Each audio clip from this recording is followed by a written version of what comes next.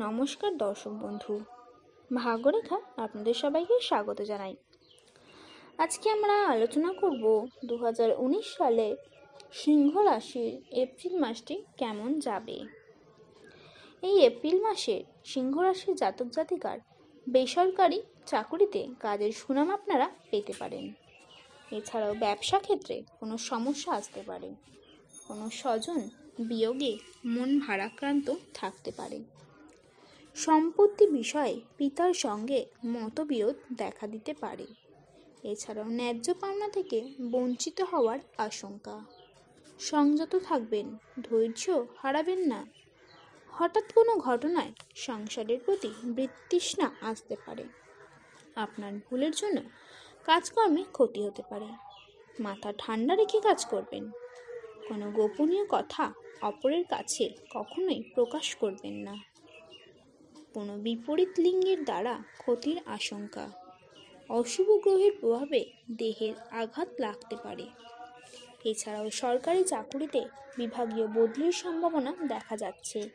সমাজ সেবামূলক কাজে যোগদান করে বিশিষ্ট ব্যক্তিদের সঙ্গে পরিচয়ের সুযোগ আসবে।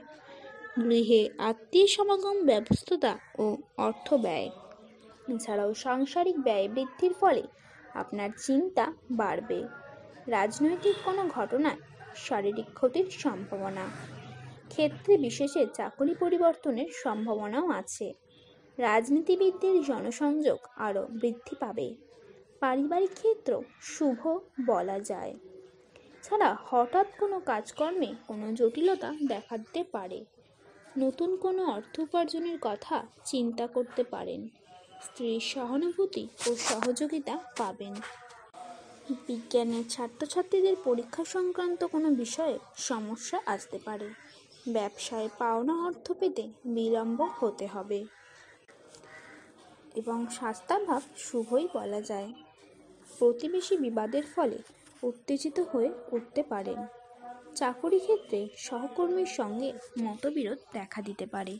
অযথা কোনো কাজে ঝুঁকি নেবেন না। তো বন্ধুরা, এই ছিল আজকে আমার ভিডিও। 2019 সালে সিংহ রাশির এপ্রিল মাসটি কেমন যাবে। আশা করি আমার এই ভিডিওটি আপনাদের সকলের ভালো লেগেছে। এটি যদি আপনাদের ভালো লাগে, এটিকে অবশ্যই একটি লাইক করবেন এবং আমার এই চ্যানেলটিকে অবশ্যই সাবস্ক্রাইব করবেন। এই বিষয়ে আপনাদের যদি কোনো প্রশ্ন থাকে, প্রশ্নটি অবশ্যই কমেন্ট বক্সে কমেন্ট করে জানাবেন।